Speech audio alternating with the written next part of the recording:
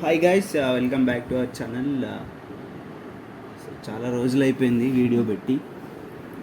And almost ఎన్ని నెలలైంది? 8 months. So 8-9 months అనుకోండి ఇంకా. సో పెట్టకపోవడానికి కారణము, సో మధ్యలో ఎలాంటి అప్డేట్స్ చేయకపోవడానికి కారణము, సో ఇదంతా మనం ఫర్దర్గా వీడియోలో మాట్లాడుకుంటాము. ఇక్కడ వచ్చి మేము లాస్ట్ టైం తన ఇన్స్టాలో అనుకుంటా, ఇన్స్టాలో ఒక షార్ట్ అప్లోడ్ చేసింది అనమాట, రీల్ షేర్ చేశాను. రీల్. సో దాంట్లో చెప్పింది అసలు like she was getting pregnant. So దాని తర్వాత తన 9 months అయింది, తర్వాత డెలివరీ అయింది. సో దానివల్ల అండ్ సో ఆ 9 monthsలో కూడా చాలా చిన్న ప్రాబ్లమ్స్ ఉండే, హెల్త్ ఇష్యూస్. సో దానికి ఫస్ట్ వీక్ ప్రెగ్నెన్సీ అన్నారు. సో అదంతా మనం వీడియోలో మాట్లాడదాం ఫర్దర్గా. సో సో అందువల్ల మాత్రమే వీడియో డిలే అయింది. సో నెక్స్ట్ ఇలాంటి డిలే ఉండదు. So sorry for that. Yeah, going forward తన డెలివరీ గురించి లైక్ పాస్ట్ 8 months 9 months గురించి మాట్లాడాలంటే, యా, లవ్ మ్యారేజ్ అంటే లైక్ మాది లవ్ మ్యారేజే కాబట్టి అందరికీ ఎవరైతే లవ్ మ్యారేజ్ చేసుకుంటారో వాళ్ళకి కొన్ని సజెషన్స్ అవ్వచ్చు మా సైడ్ నుంచి. ఒక సిస్టర్ అండ్ బ్రదర్ లెక్క అనుకోండి. ఎందుకంటే ఒకసారి మ్యారేజ్ అయిపోయిన తర్వాత బ్యాచిలర్ లైఫ్ అనేది ఎండ్ అయిపోతుంది, అమ్మాయికైనా అబ్బాయికైనా. సో ఇప్పుడు ఎట్లా అంటే బ్యాచిలర్గా ఉన్నప్పుడు ఎవరి లైఫ్ వాళ్ళది. సో ఒకసారి పెళ్ళి అయిపోయిన తర్వాత ఇద్దరు మ్యూచువల్గా అండర్స్టాండింగ్ ఉండాలి. అండ్ ఇంకొకటి, మీరు you are ready for parenting, అప్పుడు మాత్రమే మీరు పిల్లల్ని లైక్ కనడానికి రెడీగా ఉండాలన్నమాట. సో ఇట్స్ నాట్ లైక్ మీకు ఏదో జాబ్ వచ్చింది జాబ్ చేసేద్దాం, సో అట్లా కాదు. సో పేరెంటింగ్ అంటే చాలా ఓపిక ఉండాలి అండ్ చాలా రెస్పాన్సిబిలిటీ ఉండాలి. సో నేను చాలా వరకు యూట్యూబ్లో లైక్ మనం చూస్తాం కదా, ఇప్పుడు తను డెలివరీ ఉన్నప్పుడు నేను చాలా వీడియోస్ చూశాను.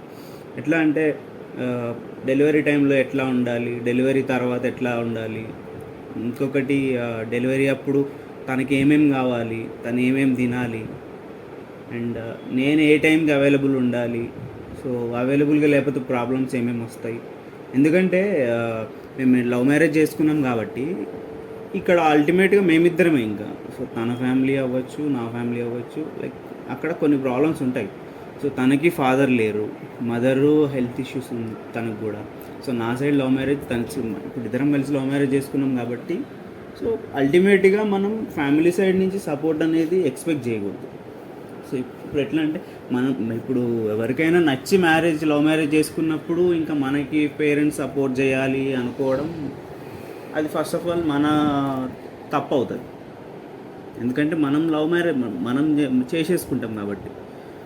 సో మీరు ఒకసారి లవ్ మ్యారేజ్ చేసేసుకున్న తర్వాత అండ్ ఎవరో వస్తారు ఏదో చేస్తారు అన్న ఒపీనియన్లో ఒక డైలమాలో ఉండి డెలివరీ కూడా అన్ప్లాన్డ్గా చేసుకోవడం అనేది చాలా పెద్ద మిస్టేక్. ఎందుకంటే ఇప్పుడు మనం మెచ్యూర్గా ఉన్నామా లేమా అనే దాని మీద డిపెండ్ అయ్యే మన పిల్లలు వాళ్ళ పెరుగుదల అనేది ఉంటుంది కదా. సో ఇక్కడ ఎట్లా అంటే మీరు ఒకసారి పెళ్ళి చేసుకున్న తర్వాత తను అన్నీ నమ్ముకొని వస్తుంది కాబట్టి లైక్ అమ్మాయి అయినా అబ్బాయి అయినా, నేను అబ్బాయిని, నేను ఈ పని చేయాలా. సో ఇది ఎట్లా అంటే పోస్ట్ అవ్వచ్చు, ప్రీ ప్రెగ్నెన్సీకి సంబంధించిన మగవాళ్ళు ఏమేమి చేయాలి అనేది తన ఛానల్లో మాట్లాడాలనుకున్నాను కాబట్టి ఈ వీడియో తీయాల్సి వచ్చింది. సో వన్స్ ప్రెగ్నెన్సీ అనేది కన్ఫర్మ్ అయిన తర్వాత సో కొన్ని ఫుడ్ హ్యాబిట్స్ ఉంటాయి. సో అవి మనము ఆడవాళ్ళు ఎవరు లైక్ వైఫ్ ఉంటారు కాబట్టి సో వాళ్ళకి మనం ఏమేమి చేయాలి, ఫుడ్ హ్యాబిట్స్లో ఫుడ్ అవ్వచ్చు, లైక్ వాళ్ళకి క్రేవింగ్స్ ఉంటాయి. లైక్ ఎట్లా అంటే బ్యాచిలర్గా ఉన్నప్పుడు మిడ్ నైట్ ఎప్పుడో ఐస్ క్రీమ్ తినాలనిపించడం. సో అవి అన్నెసెసరీ క్రేవింగ్స్, అవసరం లేదు అవి. సో ఇట్లా డెలివరీ టైంలో క్రేవింగ్స్ ఉంటాయి. సో వాళ్ళకి కావాలి అనిపించినప్పుడు మనం అల్టిమేట్గా చేయాల్సిందే. ఇంకొకటి, సో తన సైకిలే మారిపోతుంది once she get pregnant. So ఆడవాళ్ళు ప్రెగ్నెంట్ అయిన తర్వాత వాళ్ళకు ఉన్నన్ని హెల్త్ కాంప్లికేషన్స్ ఇంకెవరికి ఉండకపోవచ్చు. అండ్ ఇంకొకటి మోస్ట్లీ ఇంపార్టెంట్ ఏంటి అంటే మన రెగ్యులర్గా వాళ్ళ డైలీ రొటీన్ కూడా మారిపోతుంది. పడుకునే టైంకి తినాల్సి వస్తుంది, తినే టైంకి పడుకోవాల్సి వస్తుంది, సరిగా పడుకోలేరు కూడా, ఎందుకంటే లోపల అల్టిమేట్గా బేబీ ఉంటుంది కాబట్టి. సో వాళ్ళ డైలీ రెగ్యులర్గా చేసుకునే పనులు కూడా చేసుకోలేరు, లైక్ వాష్రూమ్కి వెళ్ళడము, కూర్చొని తినడము. సో ఇవి ఎట్లా అంటే లైక్ మీరు మీ వైఫ్కి ఏదైనా చేయడము, లైక్ మన ఇంట్లో వాడుకునే యుటెన్సిల్స్ క్లీన్ చేసుకోవడము, లేకపోతే వంట చేయడము, వెజిటబుల్స్ కట్ చేయడము, ఇవన్నీ నేను చేయాలా, నేను ఎందుకు చేస్తా అని అనుకుంటే మాత్రం లైక్ మొహమాటం లేకుండా చెప్తున్నాను, పిల్లల్ని కనకండి. ఈ మధ్య చాలా వీడియోస్లో చూస్తున్నాము, Facebook shorts and YouTube videos, news ఛానల్స్లో చాలామందిని చూస్తున్నాము, పిల్లల్ని కనేసి వదిలేస్తున్నారు. అలా మాత్రం చేయకండి.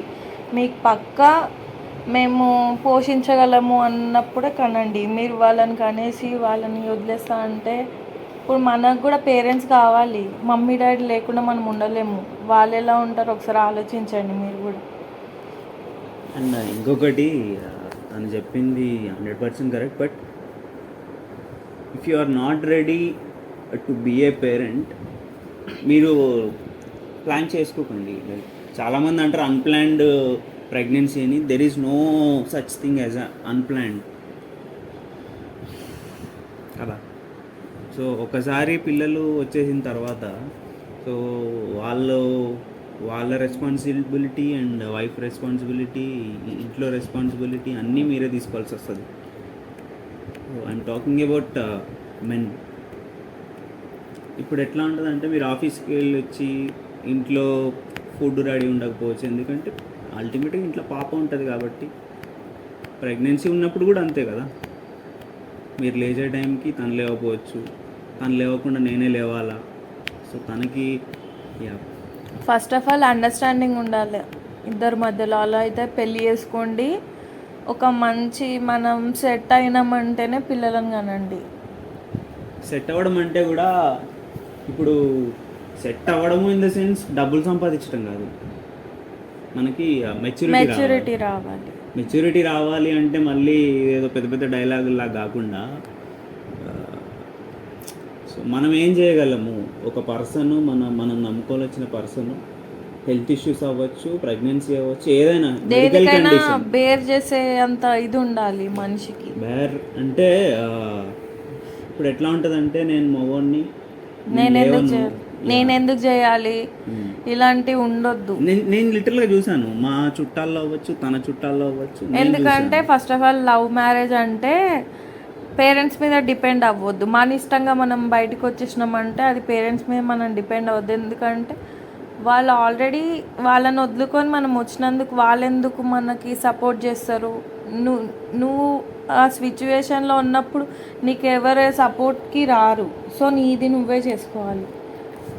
సో ఇక్కడ లవ్ మ్యారేజ్ చేసుకోవడం అనేది తప్ప రైటా అనే కాన్సెప్ట్ పక్కన పెడితే, సో అన్ని రోజులు పేరెంట్స్ అనేవాళ్ళు మనల్ని పెంచి చూసి ఇదంతా చేసిన తర్వాత మీరు లవ్ మ్యారేజ్ చేసుకుంటా అంటే అల్టిమేట్గా వాళ్ళు ఒప్పుకోరు.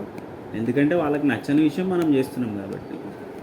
అందుకని మనం మ్యారేజ్ చేసుకున్న తర్వాత కరెక్ట్గా ఒక వీడు పెళ్ళి చేసుకొని మంచి పని చేశాడు, లైక్ లవ్ మ్యారేజ్ చేసుకున్నా కూడా నిలబెట్టుకున్నాడు, అలా అనుకునేంత కాన్ఫిడెన్స్ లేకపోతే మాత్రం లవ్ మ్యారేజ్ చేసుకోకండి. ఎందుకంటే ఇప్పుడు నాకు లైక్ కిడ్ వచ్చిన తర్వాత మా మమ్మీ డాడీ ఫోన్ చేసి రమ్మన్నారు. ఎందుకంటే ఫంక్షన్స్ ఉంటాయి కదా డెలివరీ తర్వాత. సో అవన్నీ నాకు అయినాయి. ఎందుకంటే వాళ్ళు ఎందుకు పిలిచారు, సో నేను నిలబెట్టుకున్నాను కదా.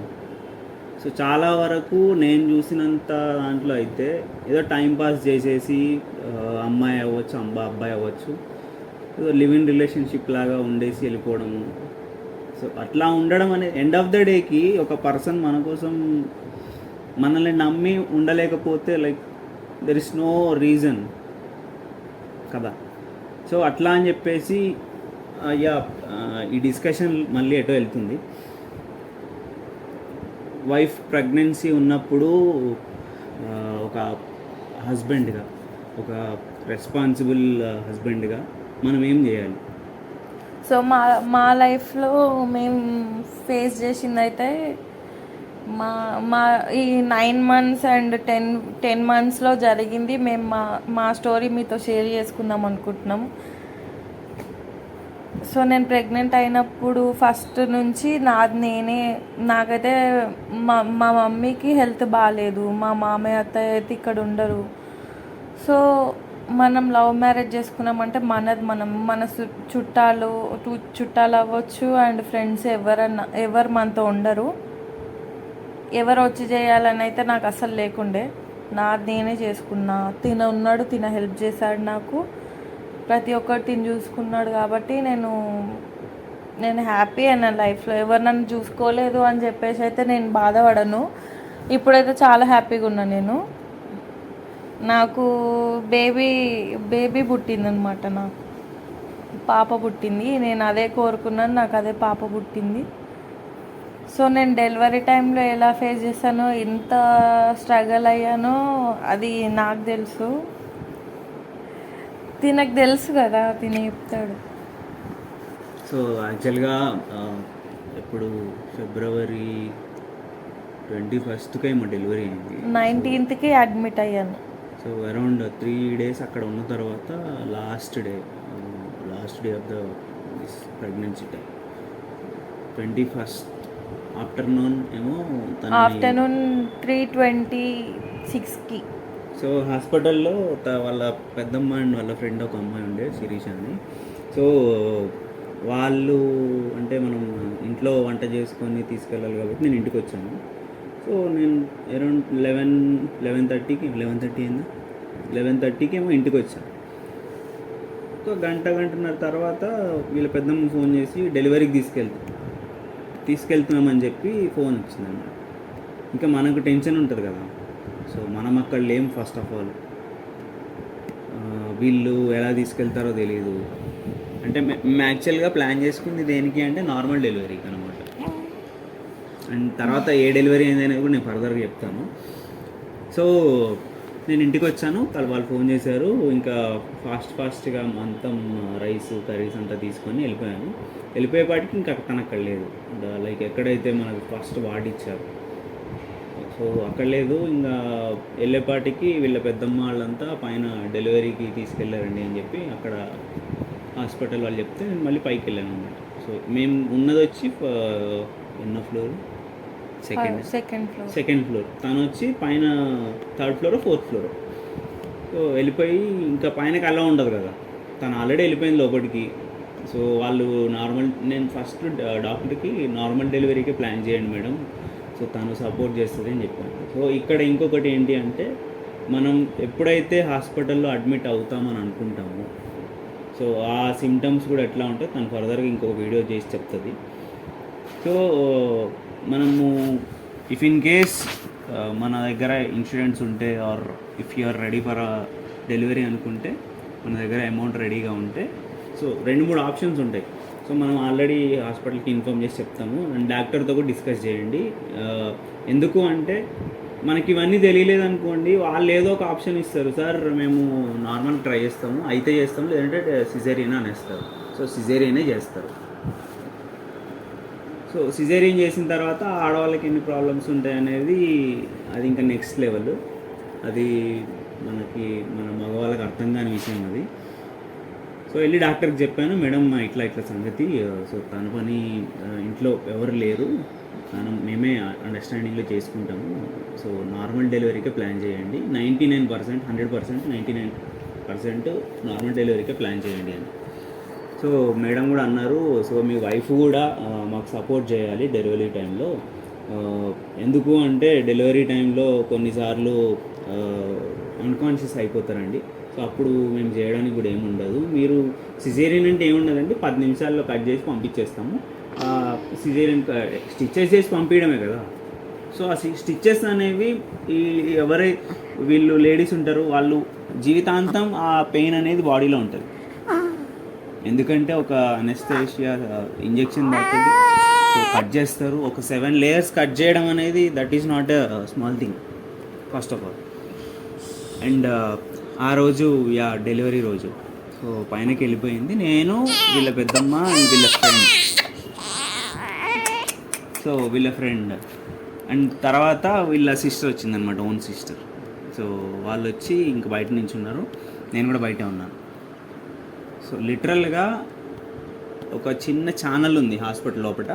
మనం ఎంటర్ అవ్వగానే రైట్ సైడ్ ఒక ఛానల్, ఒక 2-3 డోర్లు ఉంటాయి మధ్యలో. సో నేను ఎట్లాగో నార్మల్ డెలివరీ అని చెప్పాను కాబట్టి ఇంకా హాస్పిటల్లో మేడం నార్మల్ డెలివరీకే ప్లాన్ చేసి అందరినీ లేబర్ రూమ్ అంతా రెడీ చేసి పెట్టేసిందనమాట. సో వెళ్ళిన తర్వాత పెయిన్స్ స్టార్ట్ అయ్యాయి. సో యాక్చువల్గా నేను ఇంటికి వచ్చాను కదా ఫుడ్ కోసం, అప్పుడు తనకి పెయిన్స్ కోసం ట్యాబ్లెట్ ఇచ్చారు. సో ఇచ్చిన తర్వాత first tablet in the morning around 3:30కి 4:30కి ఇచ్చారు. అప్పుడు నార్మల్గా పెయిన్స్ వచ్చాయి. అంటే 3 days నుంచి నాకు పెయిన్స్ వస్తున్నాయి పోతున్నాయి. సో మరీ అంత ఎక్కువ రాలేదు. ఇంకా 3 days అయిపోయింది కదా, ఎందుకు రావట్లేదని నాకు టాబ్లెట్స్ ఇచ్చారు, లేకపోతే న్యాచురల్గానే అవుతుండే. సో అయిన తర్వాత చెప్పారనమాట, ఇట్లా లేబర్ రూమ్కి తీసుకెళ్ళారు, లోపల ఉంది అని. సో మనం వెళ్ళడానికి లేదు, ఇది సినిమాలో చూపించినట్టు కాదనమాట.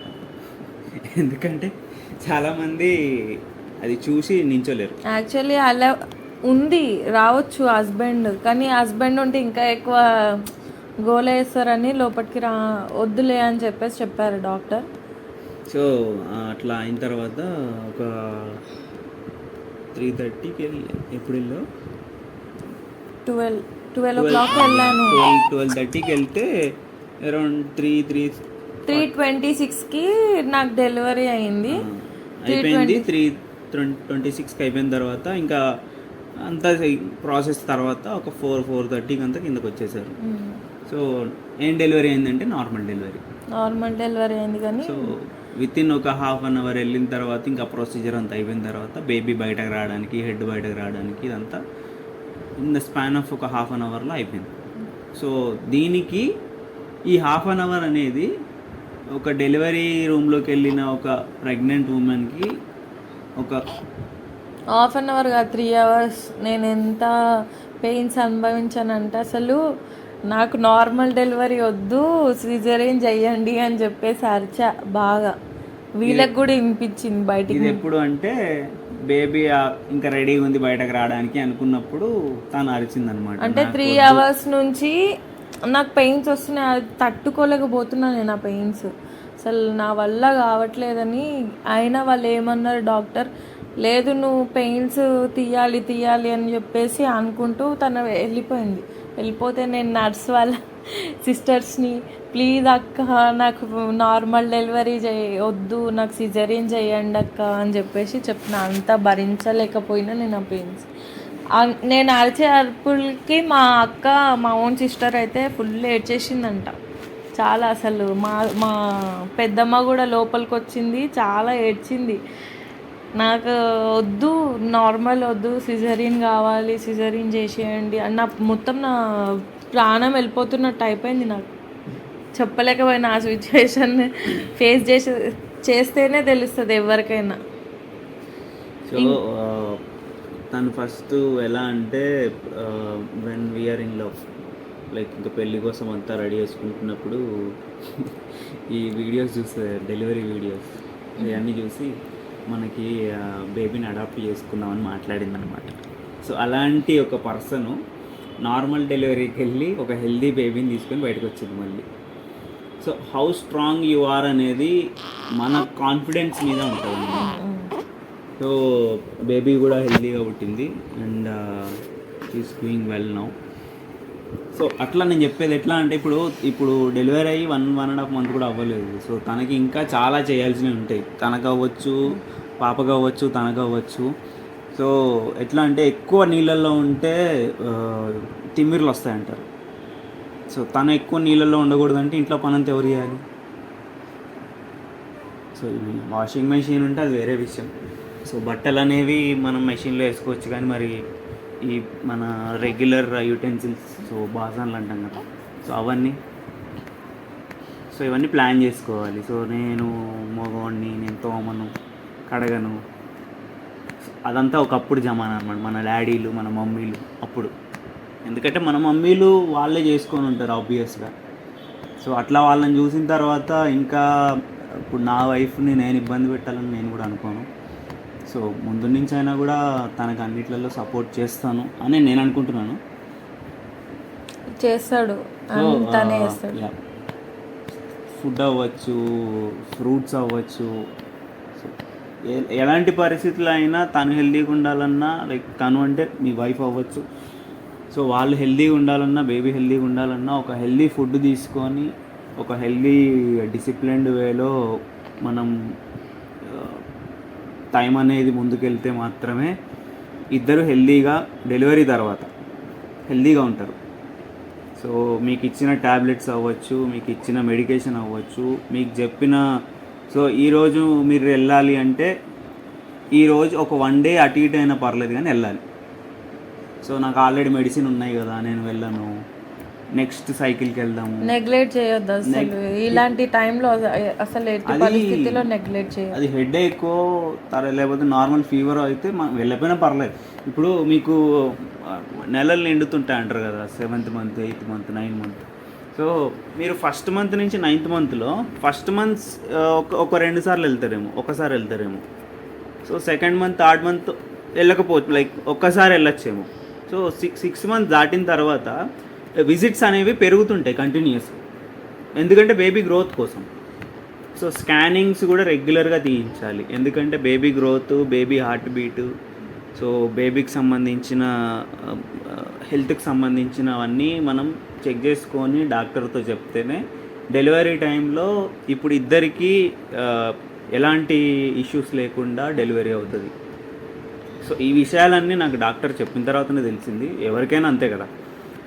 సో 6th మంత్లోనూ 7th ఎప్పుడు బేబీ వెనక్కి తిరిగింది, 7th మంత్లో ఒక స్కాన్ తీపించాను, టిఫా స్కాన్. సో టిఫా స్కాన్లో బేబీ బ్యాక్ ఫేసింగ్ ఉంది, అంటే తల అటు చూస్తుంది, లోపలికి ఉంది, అంటే లైక్ బ్యాక్ చూస్తుంది, రివర్స్లో ఉండి బ్యాక్ చూస్తుంది. సో నాకు అప్పుడు కొంచెం టెన్షన్ ఉండే అనమాట. సో డాక్టర్ దగ్గరికి వెళ్ళి రిపోర్ట్ చూపిస్తే బేబీ బ్యాక్ ఫేసింగ్ ఉంది. సో కొంచెం అది మెడికల్ టెర్మినాలజీ ఉందన్నమాట, నాకు అర్థమైన భాషలో మీకు అర్థమయ్యే భాషలో చెప్తున్నాను. సో బ్యాక్ ఫేసింగ్ ఉంది, చూద్దాము ఒక 3 days 4 days అట్లా చూద్దాము, ఎందుకంటే బేబీ ఇటు తిరుగుతుంది. ఎందుకు అంటే 6th month in the sense అప్పటికి బేబీ ఫుల్గా గ్రో అయి ఉండదు కాబట్టి తిరగడానికి స్పేస్ ఉంటుంది లోపల. సో తర్వాత తిరిగింది, ఫేషియల్ ఎక్స్ప్రెషన్స్ అంతా కనపడ్డాయి. సో అప్పుడు నేను కొంచెం కూల్ అయ్యాను, ఎందుకు అంటే మనకి మనకి తెలియదు కదా లోపల ఎట్లా ఉంటుంది అనేది.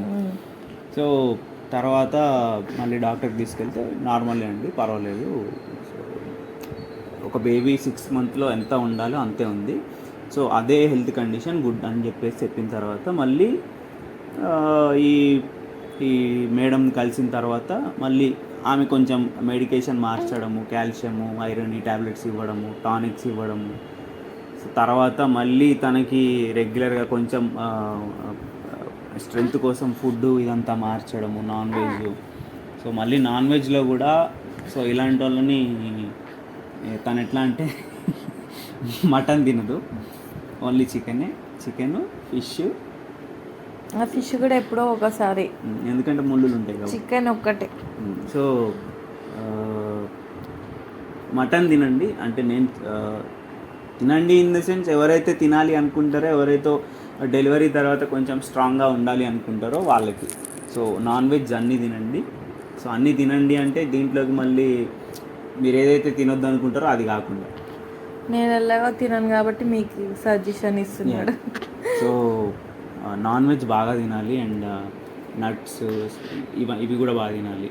సో ఎందుకు అంటే మీకు డెలివరీ టైంలో తినాలి అని అనిపించదు, ఎందుకు అంటే కడుపు టైట్ ఉంటుంది కాబట్టి. డెలివరీ టైంలో తినాలనిపించేది కాకపోవడం కాదు, అప్పుడు డెలివరీ అయిన తర్వాత ఎందుకు మనం హెల్తీగా తీసుకోవాలంటే అప్పుడు మనకున్న ఎనర్జీ మొత్తం పోతుంది కాబట్టి మళ్ళీ మనం నార్మల్ అవ్వాలంటే హెల్తీ ఫుడ్ తీసుకోవాలి. సో అది, సో మా డెలివరీ స్టోరీ మీతో షేర్ చేసుకోవాలనుకున్నాము. ఇన్ని డేస్ నుంచి వీడియోస్ చేయకపోవడానికి అదే రీజన్, మా మమ్మీ కొంచెం హెల్త్ ప్రాబ్లం ఉంది, పెరాలసిస్ వచ్చింది. సో నా దగ్గరే ఉండే మా మమ్మీ డెలివరీ టైంలో నా దగ్గర ఉండే తిన ఆఫీస్కి వెళ్ళిపోవడము, నేను ఒక్కదాన్ని చేసుకోలేక ఇంకా అప్పుడు సిక్ ఉండడం, వీక్ ప్రెగ్నెన్సీ కదా, సో అందుకే వీడియోస్ ఏం చేయలేదు. ఇప్పటి నుంచి వీడియోస్ చేద్దామని మళ్ళీ ఈ వీడియోతో మేము ముందుకు వచ్చాము మేము. సో నెక్స్ట్ వీడియోస్లో మేమిద్దరం కాకుండా ఇంకొక పర్సన్ కూడా వస్తుంది. సో యా, సో మా పర్సనల్ ఎక్స్పీరియన్స్ మీతో షేర్ చేసుకుందామని, అలాగే బ్రదర్స్ అండ్ సిస్టర్స్కి కూడా చెప్తున్నాము, మీరు అంతా ఓకే అన్నప్పుడే ముందు స్టెప్ తీసుకోండి. ఇది మా సైడ్ నుంచి మేము ఒక అక్కనో చెల్లెనో అనుకోండి, బ్రదరో సిస్టరో అనుకోండి, మా సైడ్ నుంచి అయితే మా సజెషన్ ఇది మీకు చెప్తున్నాము. అండ్ మీకు ఫర్దర్గా ఎలాంటి వీడియోస్ కావాలి, ఎలాంటి వీడియోస్ అయినా చేస్తాను. ఇంకేమేమి వీడియోస్ కావాలని ఒకసారి కామెంట్ సెక్షన్లో చెప్పండి. ఒకవేళ ప్రాంక్ వీడియోస్ అలా ఏమైనా చేయాలని అంటే నా ఇన్స్టా ఐడి మెన్షన్ చేస్తాను, నాకు ఇన్బాక్స్లో మెసేజ్ చేయండి, నేను చూస్తాను. పర్సనల్గా మనం కూడా ప్లాన్ చేద్దాం ప్రాంక్. పర్సనల్గా మెసేజ్ చేయండి, నేను పక్కా ప్రతి ఒక్క మెసేజ్కి రిప్లై ఇస్తాను. Yeah, that's all for now, and thanks for watching this video. Please do like and share, subscribe our channel. Bye. Thank you.